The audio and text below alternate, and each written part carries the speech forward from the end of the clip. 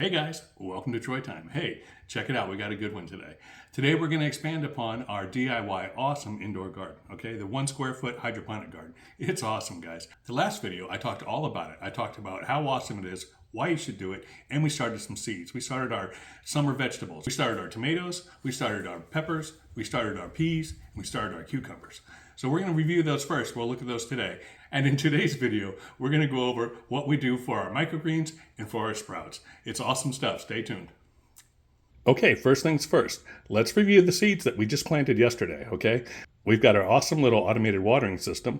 And yes, the one thing we were worried about was the peas.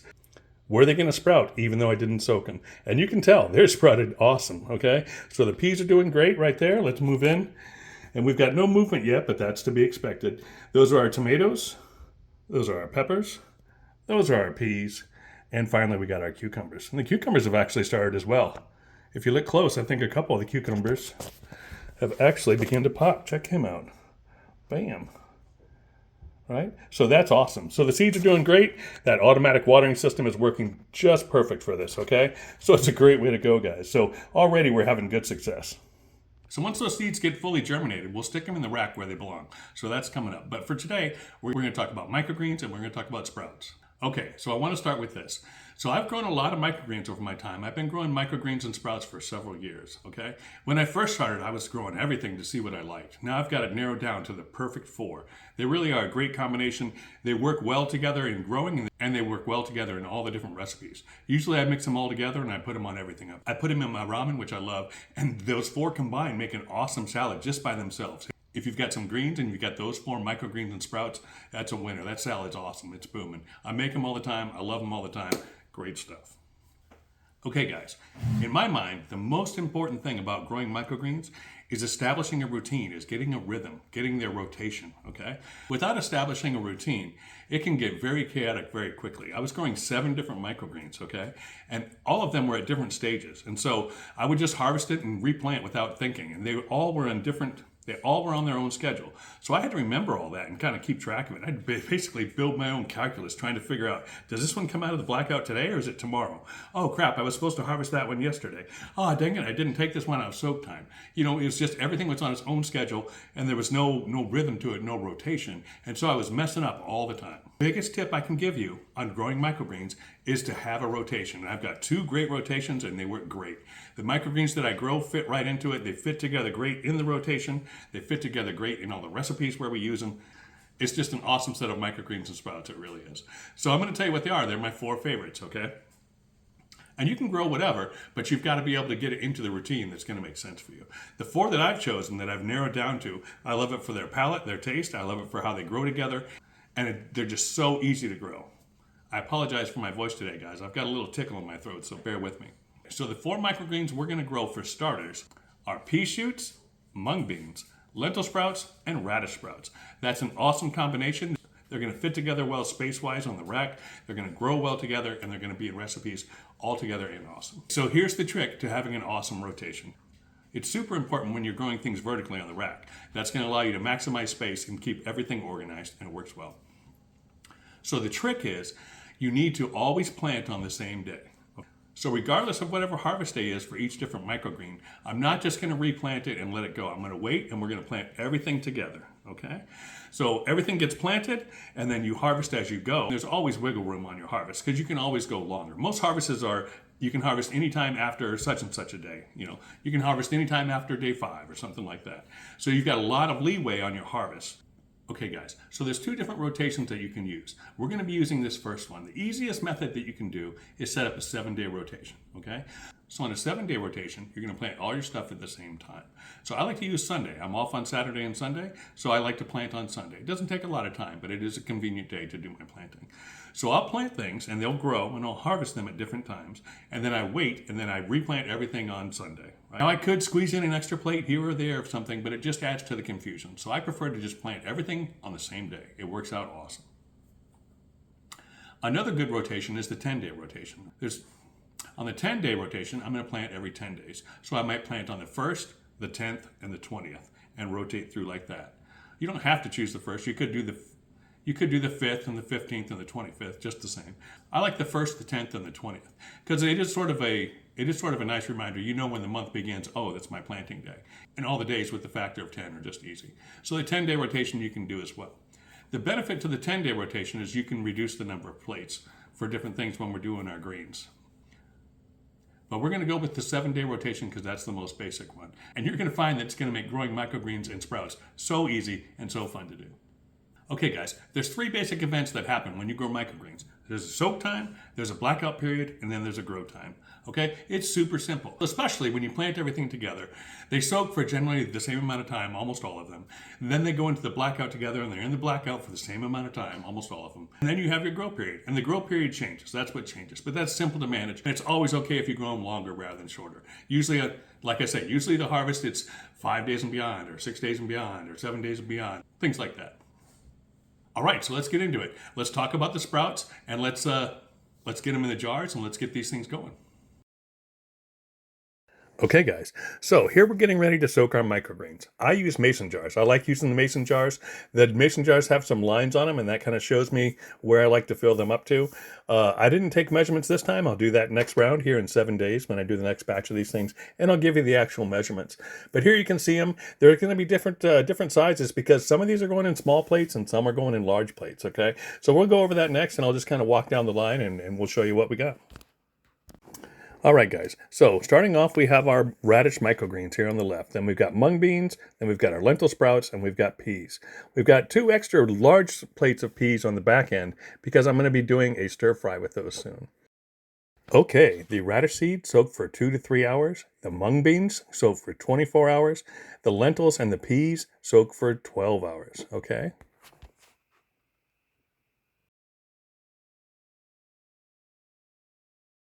You'll want to make sure you use a large enough jar because these things are definitely going to expand as they soak. So you need a lot of room up top so that they can grow.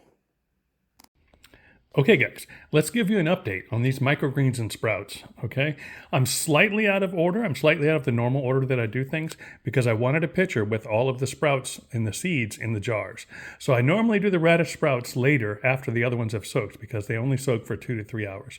But I soak them all at the same time. So they're slightly out of order for this one round of sprouts. But that's okay. We got the footage that we wanted so that we can show you what you're looking at. And we'll just go with it as it is. So here are our radish sprouts, okay? Radish sprouts are awesome. They want to grow so fast, they shoot right up. So we pulled these out about 24 hours ago, okay? And they soaked for about 3 hours. And we put them on these half-size green and white trays, okay? Just to give you a sense of scale, this is a typical water bottle right here next to it. And I'm considering this about half size of our normal full-size green and white trays. You can either use these or you can use the Tupperware. The Tupperware are the exact same size. And one thing I really like to do is I like to use these white lids in the black Tupperware bottoms. That way you have a deeper reservoir. So that works out awesome. But you can use the green trays as well. You can use these half-size ones, or you can just do them on full-size plates. It really doesn't matter.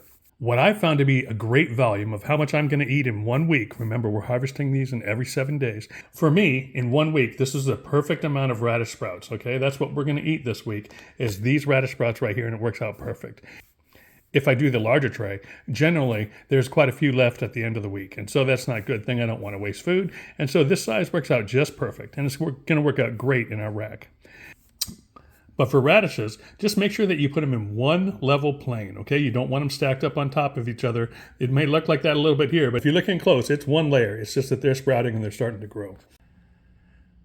Okay, the one thing of concern for radishes is a lot of people get worried because they see little white fuzz on the radishes, okay? It's nothing to be worried about. Those are called root hairs, and that's what they look like when they dry out. That just means you need to water them, okay? So no concern. If you had any kind of mold problem, which is extremely rare, it would be black and it would smell and that kind of thing. So radishes get white little root hairs. You're not going to see any here because I just watered. But just be advised on radishes. That's the special thing to remember is that radishes get root hairs and they just get little fuzzy tails on them when they need to be watered. You're going to water these about twice a day, once in the morning and once at night, okay? Just give them a good spritz and then they'll be good to go. We're going to keep these in the dark for 4 days. Okay, guys, next up are peas, pea shoots, okay? We took these out. I put these on the plate this morning. So these have been out for about 12 hours. I watered them when I took them out of the tray, and now it's time to water them again, okay? The one thing about when you're taking all of these out of the trays is don't use the water that's in the jar. Don't just pour it into these mesh trays. You've got to rinse them off, okay? So when they come out of the mason jars, pour out all the water, pour in another fresh round of water, and rinse them off really well. The original soak water for all of these seeds will have starches and other things in it. You don't want those sitting on these plates. You want these to be sterile and clean, okay? So pour out the original water, and then you can rinse them off with regular water. Some people actually put a tiny little bit of vinegar into the second rinse. I don't do that. Occasionally I will, but usually I don't bother. I really don't have many problems usually at all.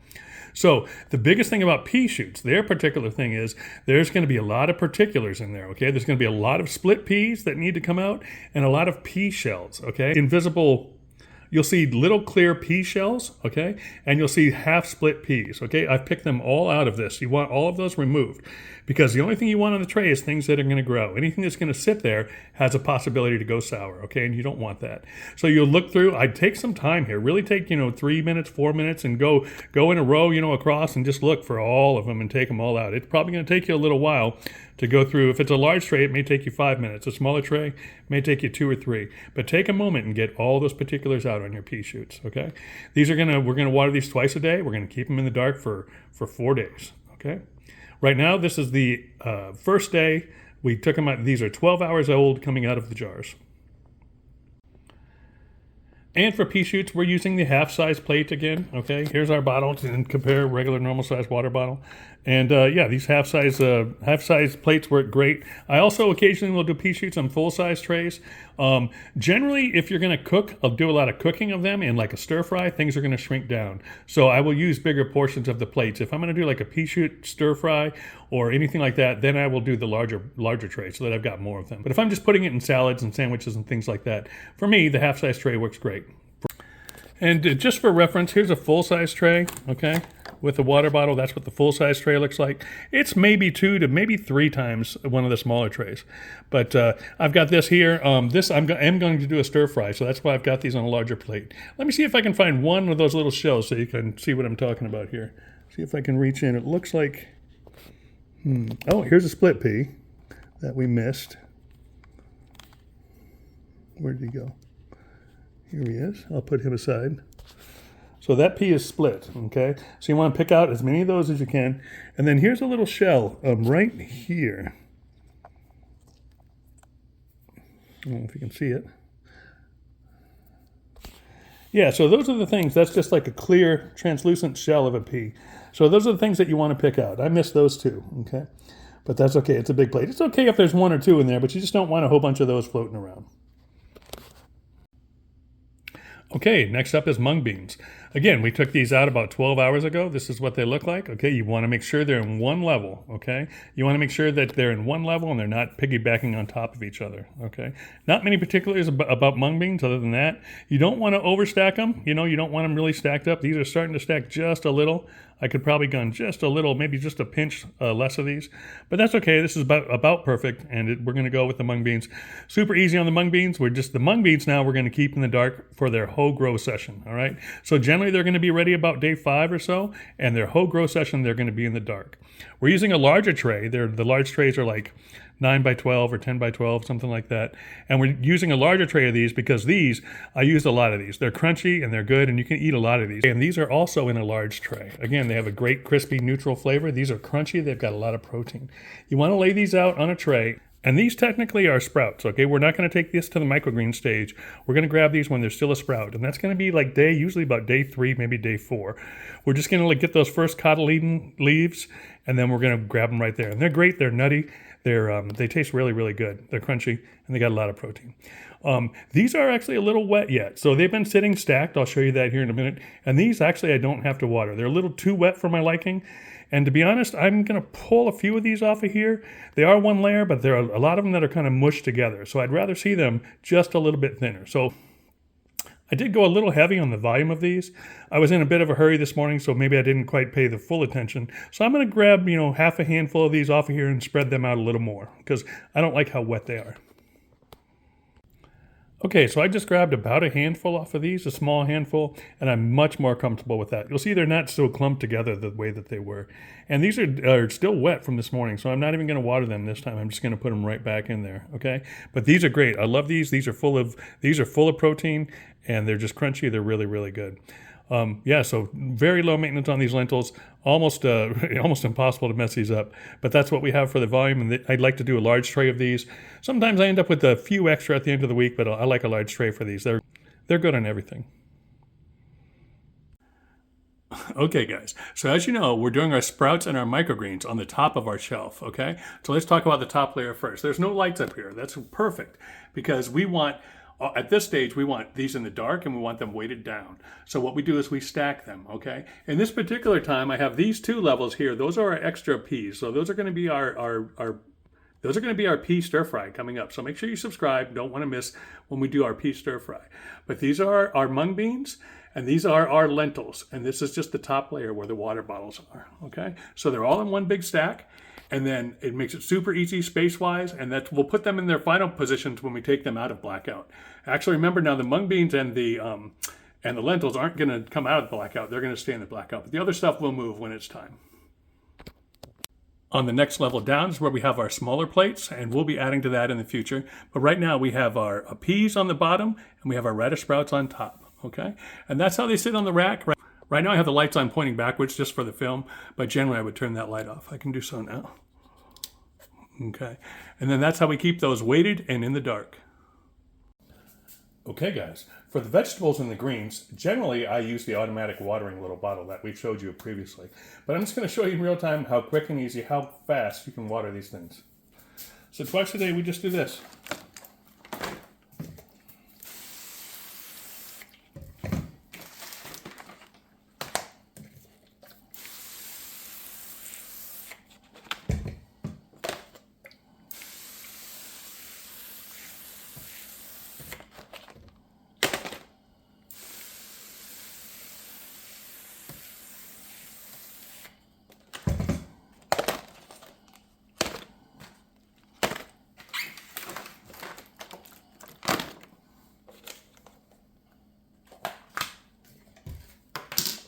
There's the root hairs that we talk about.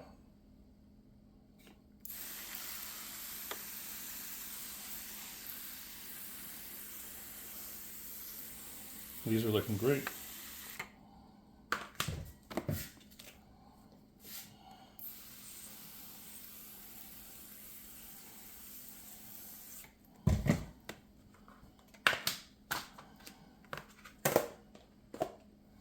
Done.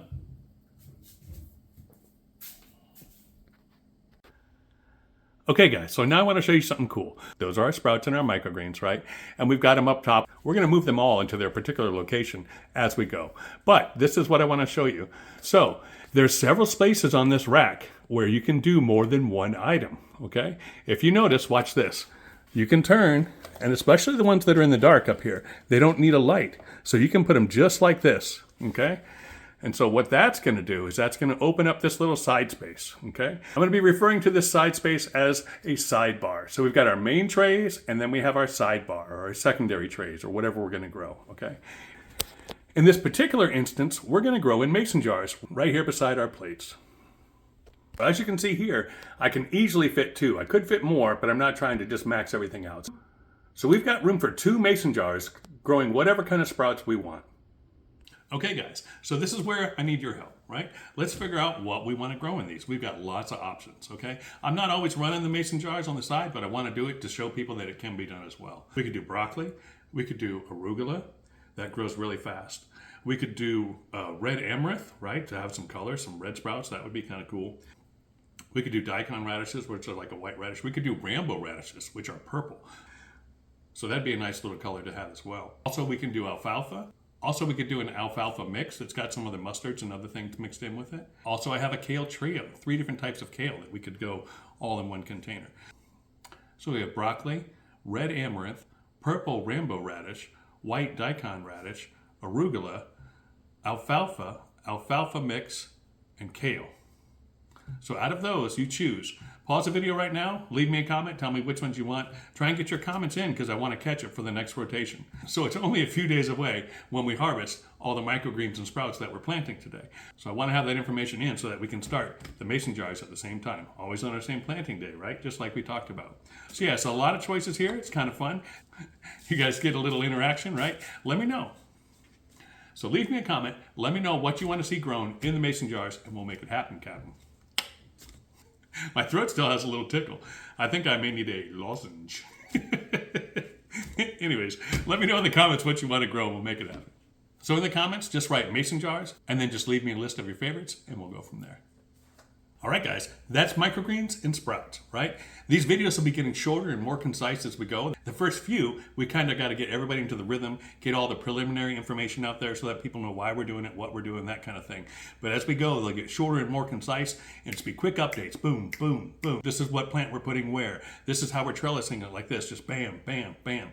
We're going to have a quick video coming up here in a few days when we harvest these sprouts and microgreens. It's only going to be a few days. Get your comments in. Let me know what you want to grow. That's sprouts and microgreens. They're an awesome thing to grow. They are a superfood. They're super nutrition. Great for your health. So fun to grow. They're so fast. Sprouts and microgreens, you got to be careful they don't ruin you for real gardening because you get so used to harvesting so fast. It's awesome. It's incredible, right? It's great stuff. But we also got our other seeds coming up. You're going to see them germinating already. Already we got our peas. Funny about the peas that actually are on the automatic grow watering system that I didn't soak have actually germinated better than the backup set that I made. I told you in my last video I made a backup set that I did soak. And the ones on the automatic waterer that didn't have any soak time actually germinated better and faster than the ones that I just soaked and then sprayed with a little bit of mist. So that's just a total success. And you're going to see a lot of unique things as we build through this rack. So stay tuned, like this video, subscribe to my channel. Great stuff coming. The videos are just going to get shorter, more concise, and you're going to learn a lot and see a lot of cool stuff. And I hope you're doing along with me, guys. So that's what I got for today. Check back often because we got a lot of information coming. You're going to be seeing my face smiling, having fun pretty frequently. Leave me a comment. Let me know what you want to grow. Just say hi. Tell me your favorite lozenge so I get this little tickle out of my throat. And we'll go from there, guys. So these things are coming along. It's going to be 7 days. All of these will be harvested within 7 days, and then we'll just keep that process going, and we'll add to it. Coming up next, we're going to talk about what we're doing with our greens, and that'll kind of complete the initial round for this rack. It's good talking to you. All take care. We'll talk to you soon. This is Troy Time. I'm out.